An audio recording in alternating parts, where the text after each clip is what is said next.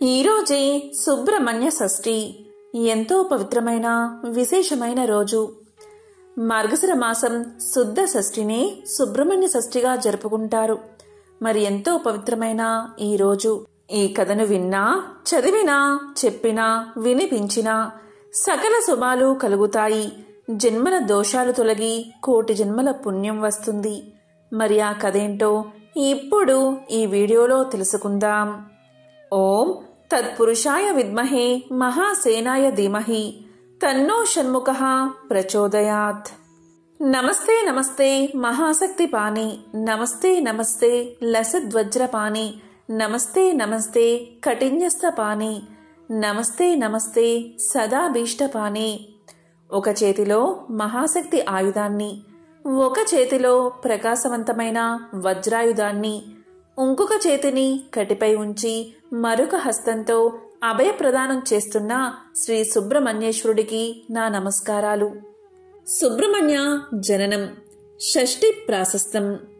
శివ పార్వతుల కళ్యాణం తర్వాత పార్వతీ అమ్మవారితో కలిసి పరమశివుడు ఆ కైలాసంలో 1000 సంవత్సరాలు ఏకాంతంగా కాలం గడుపుతున్నాడు. అది ఆది దంపతుల ఆనంద నిలయంగా లోకాలంటికి ఆదర్శవంతమై ఉన్నది. స్థుర స్థిర సాధ్య విద్యాధరాదులు తారకాసురుడు పెడుతున్న బాధలను భరించలేకుండా ఉన్నారు.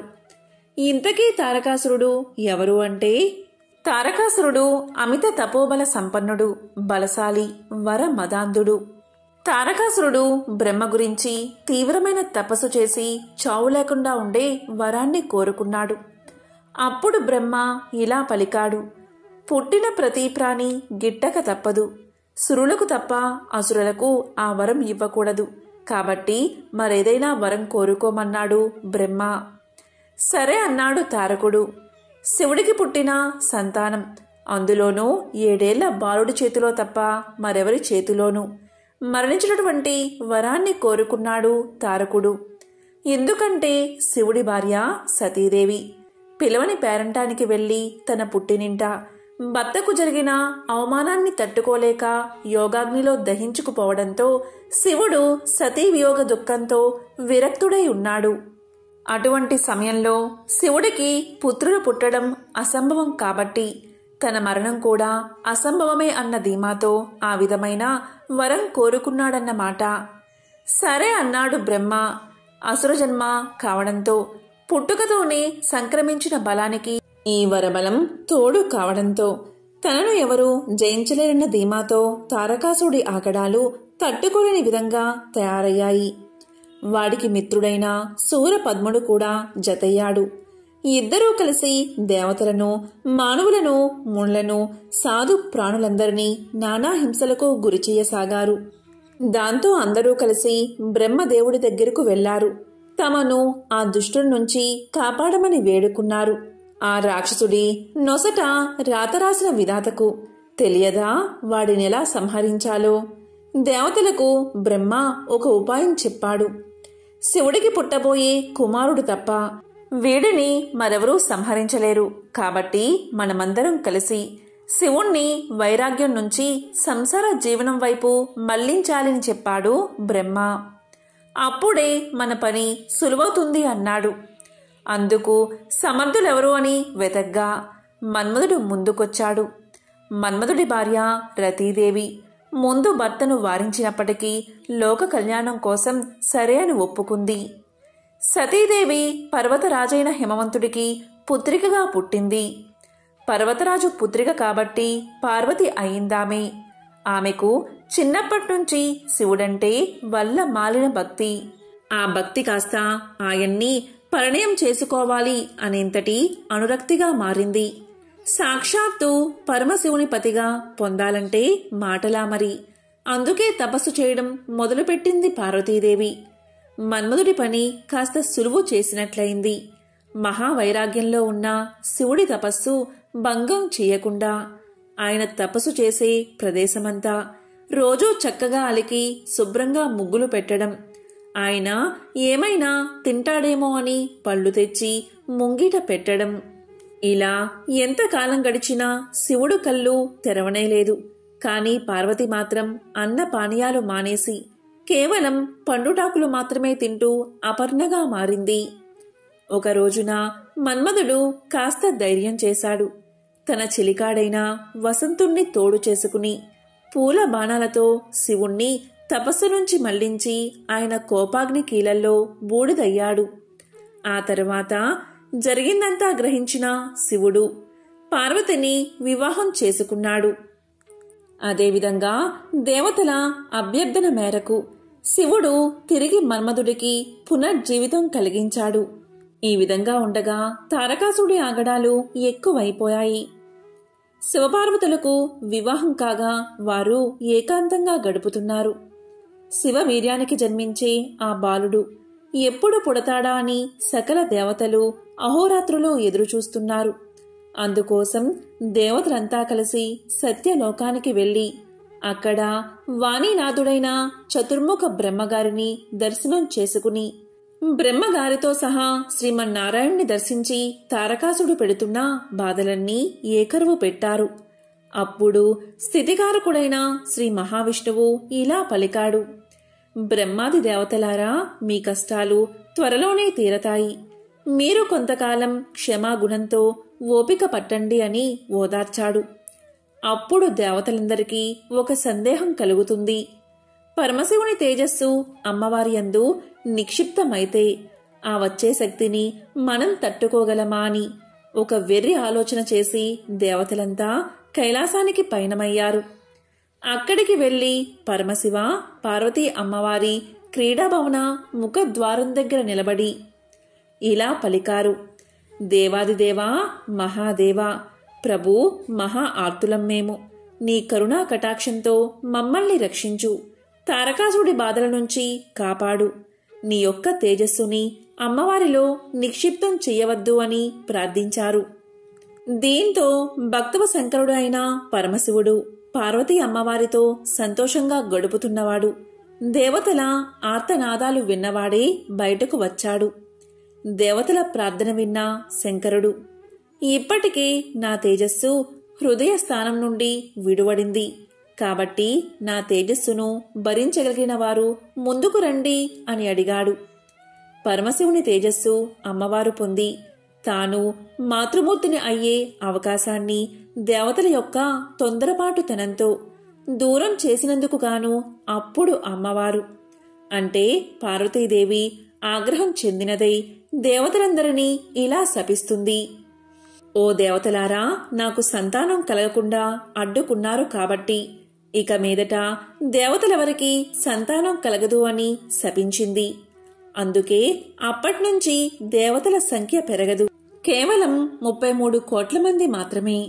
అప్పుడు దేవతలందరి ప్రార్థన మీద హవ్యవాహనుడు అంటే అగ్నిదేవుడు ఆ శివతేజాన్ని తాను స్వీకరించాడు. తీసుకోవడమైతే తీసుకున్నాడు, కాని శివుడి తేజస్సుని ధరించడమంటే అంత తేలిక. అంతటా అగ్నిదేవుడు ఆ తేజస్సు యొక్క తాపాన్ని తట్టుకోలేకపోయాడు. అప్పుడు శివుడి ఆజ్ఞ ప్రకారం అగ్నిదేవుడు ఆ శివ తేజస్సుని భూమాతలో ప్రవేశపెట్టాడు. అంతటా భూమాత ఆ తేజస్సును భరించలేక వెళ్లి గంగామాతకు ఇస్తుంది. అప్పుడు గంగమ్మ ఆ శివతేజాన్ని స్వీకరిస్తుంది. అంతటా గంగానది కూడా ఆ తాపాన్ని తట్టుకోలేక కైలాస శిఖరాల దగ్గరలో ఉన్న శరవణము అనే రెల్లు పొదల తటాకంలో విడిచిపెడుతుంది. ఆ రెల్లు పొదల తటాకం నుంచి 6 ముఖాలతో 12 చేతులతో దివ్య మంగళ స్వరూపుడై మార్గశీర్ష శుక్ల షష్ఠి నాడు ఒక బాలుడు ఉద్భవించాడు. ఆయనే మన బుజ్జి సుబ్రహ్మణ్యేశ్వర స్వామివారు. ఆయన పుట్టగానే 6 కృత్తికా నక్షత్రాలు వచ్చి వారి స్థనమిచ్చాయి కాబట్టి స్వామివారికి కార్తికేయ అని, పుట్టగానే 6 ముఖాలతో ఉండడం వల్ల స్వామికి ఆరుముగన్ అని, షణ్ముఖ అని నామం వచ్చింది. షణ్ముఖుడు పుట్టగానే దేవతలు ఆ బాలుడిపై పుష్పవర్షం కురిపించారు. దేవదుందుబులు మోగించారు. దేవతలందరూ పరమానంద భరితులయ్యారు. శరవణ అనే తటాకం నుంచి ఉద్భవించిన కారణంగా స్వామికి శరవణ భవ అనే నామం వచ్చింది. ఇంతలో గంగమ్మ కూడా వచ్చి కొంతసేపు నేను కూడా శివతేజాన్ని భరించాను కాబట్టి నాకు కూడా కుమారుడే అని చెప్పింది. అప్పట్నుంచి స్వామికి గాంగేయ అనే నామం వచ్చింది. అలాగే అగ్నిదేవుడు కూడా చెప్పడంతో వహ్ని గర్భ, అగ్ని సంభవ అనే నామాలు కూడా వచ్చాయి. దేవతలను రక్షించడం కోసం శివుడి నుండి స్కలనమై వచ్చాడు కాబట్టి స్వామికి స్కంద అనే నామం వచ్చింది. అలాగే క్రౌంచ పర్వతాన్ని భేదించడం వల్ల క్రౌంచధారణుడు అని పిలువబడ్డాడు. తమిళనాట స్వామివారిని మురుగన్, కంద, వెట్రివేల్, వేలాయుధన్, షణ్ముగన్, ఆరుముగన్, శక్తివేల్, పళని ఆండవన్ అనే నామాలతో కొలుచుకున్న వాళ్ళ యొక్క ఇష్టదైవంగా చేసుకున్నారు. ఈ విధంగా శివవీర్యం మార్గశిర శుద్ధ షష్ఠి తిథి నాడు కుమారుడిగా పరిణమించింది. ఇది కుమారస్వామి యొక్క జననం కదా. సరే, ఇంతమందికి పుత్రుడు అయ్యాడు. మరి మన జగన్మాత పార్వతీమాతకి సుబ్రహ్మణ్యుడు ఎలా పుత్రుడయ్యాడు అని అడిగితే, త్రిపుర రహస్యంలో మహత్య ఖండంలో బ్రహ్మగారి మానసపుత్రుడైన సనత్ కుమారుడే సుబ్రహ్మణ్యుడిగా వచ్చారని చెప్పబడి ఉంది. ఒకరోజు సనత్ కుమారుడు తపస్సు చేసుకుంటూ ఉండగా శివపార్వతులు ఆయన తపస్సుకు మెచ్చి ప్రత్యక్షం అవుతారు. నీకు వరాన్ని ప్రసాదిస్తాను, కోరుకోమంటాడు శివుడు. అప్పుడు అద్వైత స్థాయిలో బ్రహ్మానందం అనుభవిస్తున్న సనత్ కుమారుడు, నాకు వరం అక్కర్లేదు, ఇవ్వడానికి నువ్వొకడివి నేనొకడిని అని ఉంటేగా నువ్వు ఇచ్చేది, ఉన్నది అంతా ఒకటే కాబట్టి నాకే వరము అవసరం లేదు అని చెప్తాడు. అప్పుడు శంకరుడు ఆగ్రహం చెందినట్లుగా, వరమిస్తాను అంటే వద్దంటావా, శపిస్తాను అంటాడు. అప్పుడు సనత్కుమారుడు ఇలా చెబుతాడు, వరము శాపము అని మళ్ళీ రెండు ఉన్నాయా? వరమైతే సుఖము, శాపమైతే దుఃఖము అని రెండూ లేనప్పుడు నువ్వు వరమిస్తే ఏమిటి, శాపమిస్తే ఏమిటి, ఇస్తే ఇవ్వండి అని ఆయన యథావిధిగా ధ్యానంలో మునిగిపోతాడు. అప్పుడు అతని తపస్సుకు మెచ్చిన శంకరుడు, సరే నేనే నిన్ను ఒక వరం అడుగుతాను అంటే ఏమి కావాలి అని అంటాడు సనత్కుమారుడు. అప్పుడు శంకరుడు ఇలా పలుకుతాడు, మాకు పుత్రుడిగా జన్మించమని కోరతాడు. దానికి సనత్కుమారుడు శంకరుడితో ఇలా చెప్తాడు, నేను నీకు మాత్రమే కుమారుడిగా వస్తాను అని చెప్తాడు. ఇదంతా వింటున్న పార్వతీ అమ్మవారు ఇలా పలుకుతారు. ఆమె ఒక్కసారిగా ఉలిక్కిపడి, ఇదేమిటి, శంకరుడికి పుత్రుడిగా వస్తాను అనడమేమిటి, నీకు మాత్రమే అని అంటున్నావు అని అడిగితే అప్పుడు సనత్కుమారుడు ఇలా సమాధానం చెప్తాడు, శివుడు వరమడిగితే అవునన్నాను కాని కోరి కోరి మళ్లీ గర్భవాసం చేసి యోని సంభవుడిగా రానమ్మా, నన్ను క్షమించు అని చెప్తాడు. అమ్మా, నీ కోరిక తీరడానికి ఒకనాడు నీవు మోహిని అవతారంలో ఉన్నప్పుడు కైలాస పర్వత సమీపంలో జలరూపంలో నీ అవతారం ముగించావు. ఆ జలం ఎక్కడైతే ఉన్నదో అదే తటాకం నుంచి నేను ఉద్భవిస్తాను కాబట్టి నేను కూడా నీ కుమారుణ్ణి అని చెప్పి నమస్కారం చేస్తాడు. ఈ విధంగా పార్వతీదేవికి కూడా కుమారుడు అయ్యాడు. సుబ్రహ్మణ్యుడు అనే నామం ఎలా వచ్చింది అంటే, ఒకనాడు బ్రహ్మగారికి మరియు పరమశివునికి కూడా ప్రణవార్థం బోధించినవాడు కాబట్టి స్వామి సుబ్రహ్మణ్య అంటే బ్రహ్మజ్ఞాని అని పిలువబడ్డాడు. దేవతల కోరిక మేరకు పార్వతీ పరమేశ్వరులు సుబ్రహ్మణ్యుణ్ణి దేవతల సర్వ సైన్యాధ్యక్షునిగా నియమిస్తారు. అనంతరం పరమేశ్వరుడు శూలం తదితర ఆయుధాలను అనుగ్రహించగా ఆ జగన్మాత పార్వతి కుమారుణ్ణి దీవించి శక్తి అనే ఆయుధాన్ని ఇస్తుంది. ఆ తరువాత తారకాసురుడిపై యుద్ధానికి పంపుతారు. కార్యోన్ముఖుడైన సుబ్రహ్మణ్యుడు నెమలి వాహనమెక్కి 6 ముఖాలు 12 చేతులతో ఉగ్ర రూపం దాల్చి 6 చేతులతో ధనస్సులను మరో 6 చేతులతో బాణాలు ధరించి రాక్షస సేనను ఒకేసారి సంహరించాలని తలచి సర్పరూపం దాల్చి రాక్షసులను ఉక్కిరి బిక్కిరి చేసి భీకర యుద్ధంలో తారకాసురుణ్ణి సంహరిస్తాడు. ఈ విధంగా కుమారస్వామి తారకాసురుణ్ణి సంహరిస్తాడు. తారకాసుడి సోదరుడు శూరపద్ముడిపై కుమారస్వామి దండెత్తి 6 రోజుల పాటు యుద్ధాన్ని చేస్తాడు. ఈ యుద్ధంలో 6వ రోజు శూరపద్ముడు పక్షి రూపాన్ని ధరించి తలపడతాడు. అప్పుడు స్కందుడు శూలాయుధం ప్రయోగించి ఆ పక్షిని రెండుగా ఖండించగా, ఒకటి నెమలిగా, రెండవది కోడి పుంజుగా మారి స్వామిని శరణు వేడుకుంటాయి. దాంతో స్వామి కరుణించి నెమలిని వాహనంగా, కోడిని ధ్వజంగా చేసుకున్నారు. శ్రీవల్లి, దేవసేన అమ్మవార్లు సుబ్రహ్మణ్యుడి భార్యలు. స్వామికి వారితో వివాహం ఎలా జరిగింది అనేది ఇప్పుడు తెలుసుకుందాం. సుబ్రహ్మణ్యేశ్వర స్వామివారి వివాహం ముందుగా దేవసేన అమ్మవారితో జరిగింది. దేవసేన అరిష్టనేమి అని పిలువబడే ఒక ప్రజాపతి యొక్క కుమార్తె. ఈమెకు దైత్యసేన అనే ఒక చెల్లెలు ఉండేది. దేవసేన అందరినీ ఆకర్షించే అద్భుతమైన అందం ఆమె సొంతం.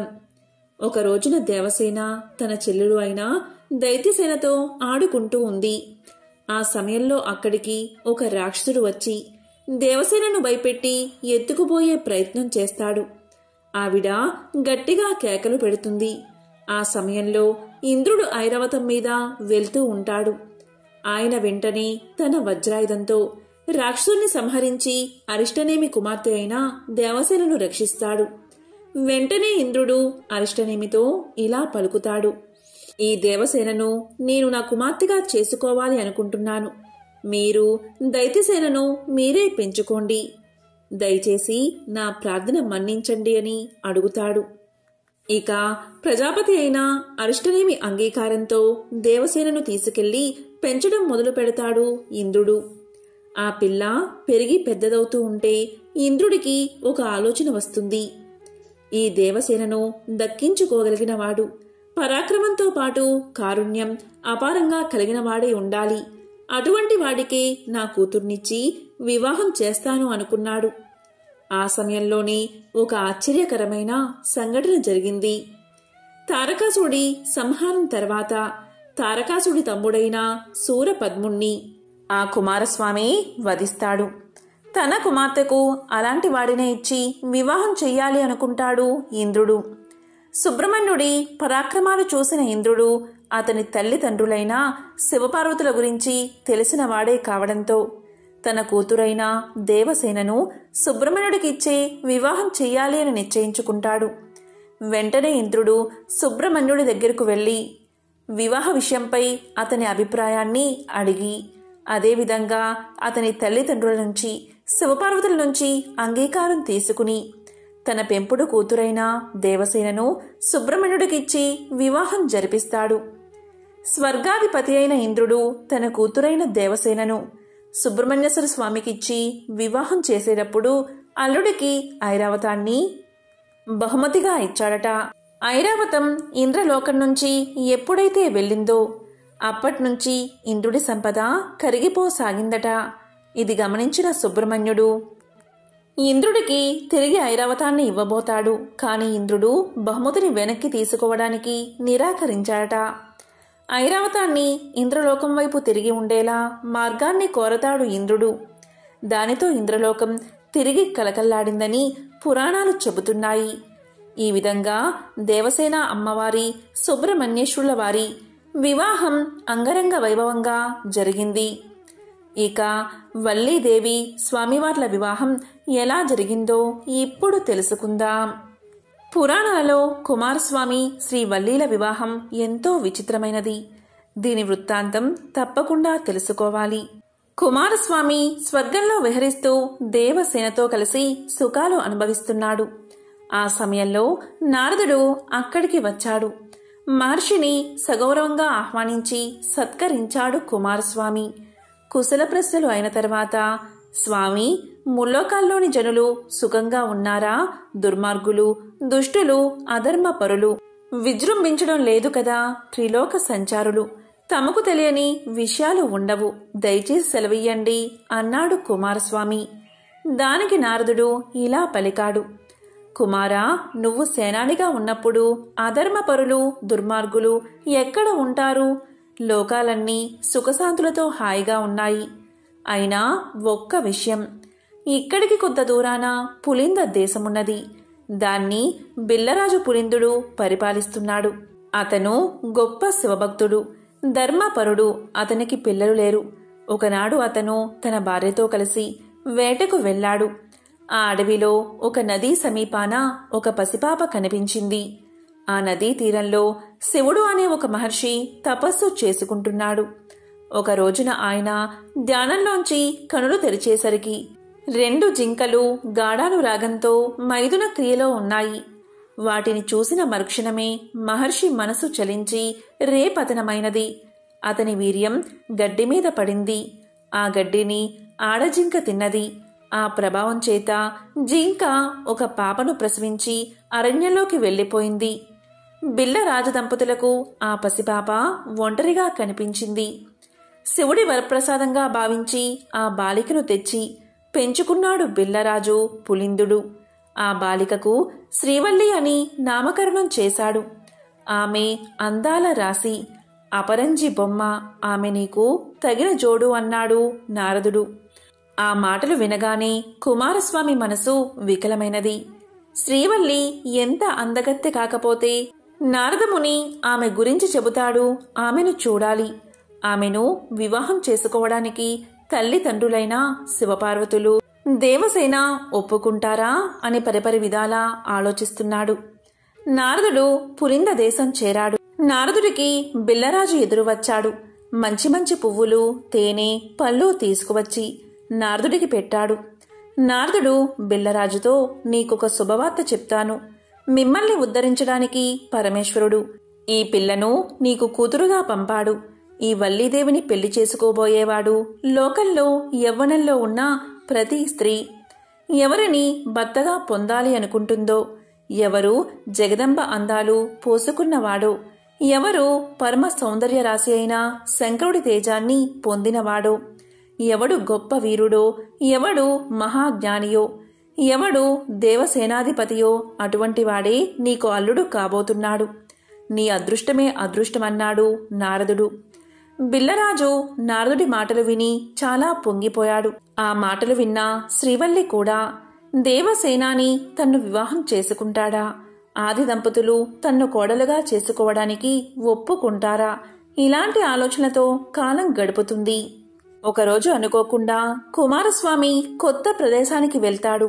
అది పులిందపురము ఉద్యానవనం. ఆ సమయంలో రాజకుమారి చెల్లుతో కలిసి వనవిహారం చేస్తున్నది. ఆ ముగ్ధ మోహనాకారాన్ని చూశాడు కుమారస్వామి. కుమారస్వామి వనంలోకి ప్రవేశించి వల్లీదేవి వంక చూసి, బహుశా బ్రహ్మ తన సృష్టి శక్తిలోని సౌందర్యానంతా ఒకచోట రాశీభూతం చేసి ప్రాణ ప్రతిష్ఠ చేస్తే ఆమె ఈ వల్లి అయి ఉంటుంది. ఈ పిల్లతో ఒకసారి మాట్లాడాలి అనుకున్నాడు సుబ్రహ్మణ్యుడు. లతాంగి, నన్ను చేపట్టవా అని అడిగాడు. ఆవిడ ఈయన వంక చూసి, అబ్బో ఇతడు ఎంత అందగాడో అనుకుని, నారదుడు మా ఇంటికి వచ్చినప్పుడు నాకు సుబ్రహ్మణ్యుడితో వివాహం అవుతుందని చెప్పాడు. ఈ పిల్లవాడు అందగాడు కావచ్చు, కాని నా మనస్సునందు పాప పంకిలమైన భావం కలగరాదు. నేను సుబ్రహ్మణ్యుడికి చెందిన దానను. పార్వతీ పరమేశ్వరుల కుమారుడే అయి ఉంటే నా రొట్టె విరిగి నేతిలో పడినట్లే కదా అనుకుని, ఇంట్లో పెద్దవాళ్లు ఉన్నారు, ఏదైనా అడగవలసి వస్తే మా తల్లిదండ్రులను అడగాలి. అయినా కుమారస్వామి నాకు భర్త అవుతాడని నారదుడు చెప్పాడు. అందువల్ల నా మనస్సు ఆయనకే అర్పించబడింది అని సమాధానం చెప్పింది. ఆమె అలా చెప్పగానే మహానుభావుడు సుబ్రహ్మణ్యుడు ఒక్కసారి తన నిజరూపాన్ని చూపించాడు. ఆ తల్లి పొంగిపోయింది. ఇంతలో తండ్రి వచ్చి ఇంటికి తీసుకువెళ్ళిపోయాడు. ఇంటికి వెళ్ళిన తర్వాత ఆ పిల్ల మనసులో కుండి ఏడుస్తుంది. అయ్యో, ఎక్కడి మహానుభావుడు, నేను ఒక్క మాట నోరు తెరిచి చెప్పలేదు అని బాధపడుతూ ఉండగా చెలికత్తె ఇలా పలికింది. ఎందుకమ్మా బెంగ పెట్టుకుంటావు? ఒక ఆకు మీద ఉత్తరం రాసి నాకు ఇవ్వు, నేను పట్టుకు వెళ్ళి ఆయనకు ఇస్తాను అంది. అక్కడ సుబ్రహ్మణ్యుడు పుష్పవాటికయందు ఒక సరోవరం ఒడ్డున కూర్చుని ఉన్నాడు. చెలికెత్తి వెళ్లి పత్రం చూపించింది. ఆయన చదివి వల్లీదేవి దగ్గరకు వెళ్దాము అన్నాడు. అప్పుడు చెలికత్తె, అలా వద్దు, నేను పిల్లను తీసుకువస్తాను అని చెప్పి వెళ్ళి వల్లీదేవిని తీసుకువచ్చింది. వారిద్దరూ మాట్లాడుకుంటూ కూర్చున్నారు. ఈలోగా తెల్లారిపోయింది. పిల్ల కనబడలేదని అందరూ వెతుకుతూ సరోవరం ఒడ్డు దగ్గరకు రాగా ఇద్దరూ కనబడ్డారు. బిళ్ళ నాయకుడికి ఆ యువకుడు సుబ్రహ్మణ్యుడు అని తెలియదు. సుబ్రహ్మణ్యుడు కూడా వేటగాని వేషంలో ఉన్నాడు. వెంటనే ఆగ్రహంతో తన పరివారంతో ఆయన మీద బాణాలు ప్రయోగించాడు బిళ్ళ నాయకుడు. అప్పుడు సుబ్రహ్మణ్యుడు పీలగా నవ్వుతూ వాటన్నిటినీ స్వీకరించి వల్లీదేవి వంక చూసి వారి మీద సమ్మోహనాస్త్రాన్ని ప్రయోగించాడు. అందరూ కిందపడి స్పృహతప్పిపోయారు. అప్పుడు వల్లీదేవి తన వాళ్ళందరూ పడిపోయారని ఏడ్చింది. అప్పుడు స్వామివారు అనుగ్రహించేసరికి మరలా వారందరికీ స్పృహ వచ్చి లేచారు. వారు లేచి చూసేసరికి శూలం పట్టుకుని నెమలి వాహనం మీద వల్లీదేవితో కలిసి కూర్చున్న సుబ్రహ్మణ్యుడు సాక్షాత్కరించాడు.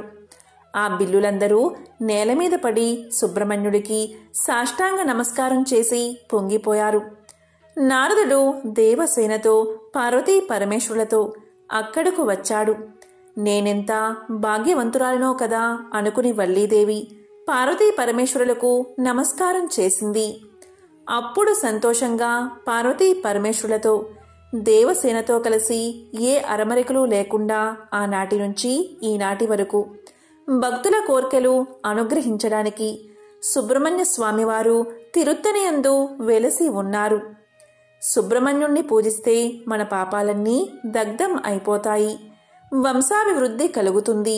ఇది శ్రీ సుబ్రహ్మణ్యేశ్వర స్వామివారి యొక్క వివాహ కథ. సంతానం కోరుకునేవారు సుబ్రహ్మణ్యేశ్వరుణ్ణి పూజించాలి. ఎవరైతే ఈ సుబ్రహ్మణ్య షష్ఠి రోజు సుబ్రహ్మణ్యుడి కథ విన్నవారికి లేక చదివిన వారికి జన్మల పాపాలు తొలగి కోటి జన్మల పుణ్యం వస్తుంది, సకల శుభాలు కలుగుతాయి. సుబ్రహ్మణ్య షష్ఠి రోజు వల్లి దేవసేన సమేతంగా ఉన్న స్వామివారి ఆలయాన్ని దర్శించుకుంటే సంతానానికి సంబంధించిన ఇబ్బందులు తొలగిపోతాయి. సుబ్రహ్మణ్య స్వామికి అభిషేకం చేయించిన అష్టకం చదువుకున్న కష్టాలు తీరి స్వామివారి అనుగ్రహం లభిస్తుంది. నాగుల చవితి నాగ పంచమి రోజు పుట్టలో పాలు పోయలేకపోయినవారు సుబ్రహ్మణ్య షష్ఠి రోజు పుట్టలో పాలు పోసి నువ్వులు బెల్లంతో చేసిన చిమ్మిలి, బియ్య పిండితో చేసిన చలిమిడి నైవేద్యంగా సమర్పిస్తే అన్ని శుభాలే జరుగుతాయి. మంచి సంతానం కలగాలి అన్నా, ఆర్థిక సమస్యలు తీరాలి అన్నా, కోర్టు లావాదేవీల్లో విజయం సాధించాలి అన్నా, విద్యార్థులకు మందబుద్ధి తొలగి జ్ఞానం రావాలి అంటే సుబ్రహ్మణ్యేశ్వర స్వామి ఆరాధనే మంచి పరిష్కారం. షష్ఠి రోజున భక్తులు తెల్లవారే లేచి తలంటు స్నానం చేసి పాలు పంచదారతో నిండిన కావిడ ధరించి సుబ్రహ్మణ్యుడికి సమర్పిస్తారు. ఈ కావిడిలోని వస్తువులు భక్తుల మొక్కులు బట్టి ఉంటాయి. ఈ ఆచారం తమిళనాడులో విశేషంగా ఆచరణలో ఉన్నది. సుబ్రహ్మణ్య ప్రతిష్ఠ చేసిన వారికి సంతానం కలుగుతుందని పండితులు చెబుతారు. ఈరోజు ఉపవాసముండి సర్ప మంత్రాన్ని నిష్ఠగా జపిస్తే మళ్లీ సంవత్సరం వరకు గొప్ప శక్తితో అది పనిచేస్తూ ఉంటుందని పెద్దల మాట. మరి దానికి సంబంధించిన కథను ఇప్పుడు తెలుసుకుందాం. సుబ్రహ్మణ్య స్వామివారి యొక్క గొప్ప శిష్యుల్లో అగస్త్య మహాముని ఒకడు. అగస్త్య మహాముని స్వామివారి దగ్గర నుంచి సకల జ్ఞానాన్ని పొందాడు. అగస్త్య మహర్షికి ద్రవిడ వ్యాకరణం సుబ్రహ్మణ్య స్వామివారే నేర్పారు. పూర్వం దేవదానం యుద్ధంలో చాలామంది దానవులు నిహతులైపోయారు. కాని అందులో ఇడుంబున్ అనే ఒక రాక్షసుడు మాత్రం అగస్త్యుడి పాదాలు పట్టుకున్నాడు. అప్పుడు అగస్త్యుడు సంతోషించి వేడిలో మిగిలిపోయిన కొద్ది రాక్షస భావాలు తొలగించాలి అనుకున్నాడు. సాధారణంగా ఎవరైనా పెద్దలు తన వల్ల కాని పని గురువుకు అప్పచెప్పుతారు. వీడు రాక్షసుడు కదా అని సంహరించడం కాదు, వీడిలో ఉన్న అసురీ గుణాలు తీసేయాలి అని ఆలోచించి లోకంలో ఆది గురువు దక్షిణామూర్తి శంకరుడు ఉండేది కైలాసంలో కదా, అందుకని ముందు అక్కడికి పంపిద్దాము అనుకుని ఇడుంబుణ్ణి పిలిచి, ఒరేయ్, నేను కైలాసం నుండి 2 కొండలు తెద్దామని చాలా కాలం నుంచి అనుకుంటున్నాను. వాటిని శివగిరి, శక్తిగిరి అంటారు.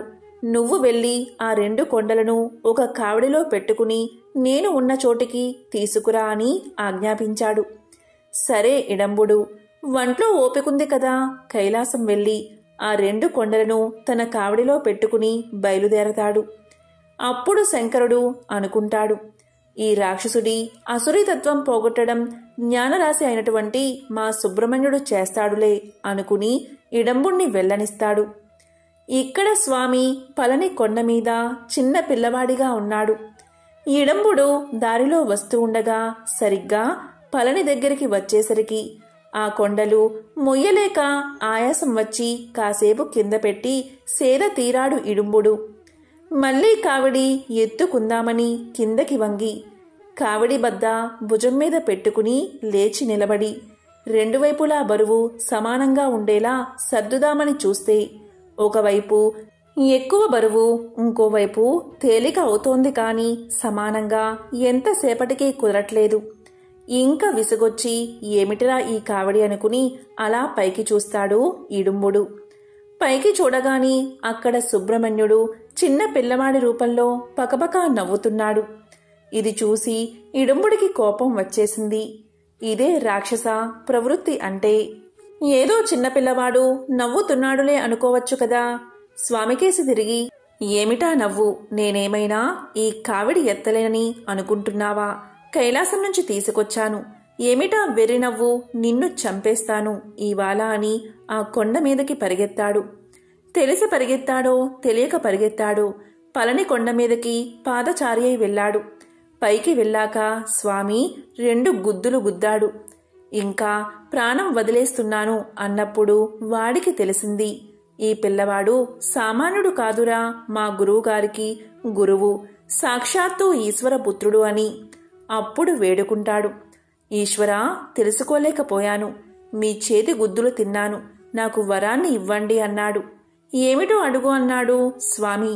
ఇడంబుడు ఇలా పలికాడు, స్వామి, నేను ఈ పళనిలోనే కదా కావడి ఎత్తలేకపోయాను. ఈ కావడి వల్లనే కదా మిమ్మల్ని చేరడానికి మార్గం లభించింది.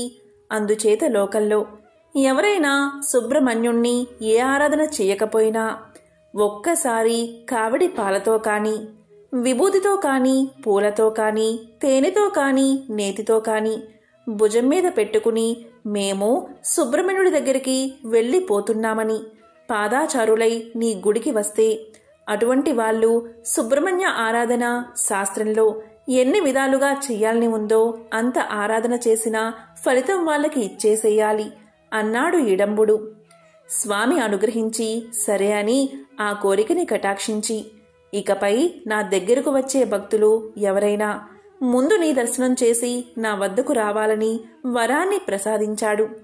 అందుకే అప్పట్నుంచి అన్ని సుబ్రహ్మణ్య క్షేత్రాలలో, ప్రత్యేకంగా తమిళనాడులో స్వామివారిని చేరే మార్గంలో ఇడంబుడి మూర్తి ఉంటుంది.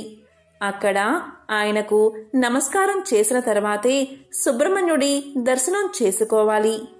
తమిళులు సుబ్రహ్మణ్యుడికి కావిళ్లు ఎత్తి సుబ్రహ్మణ్యుణ్ణి దర్శనం చేసుకుంటారు.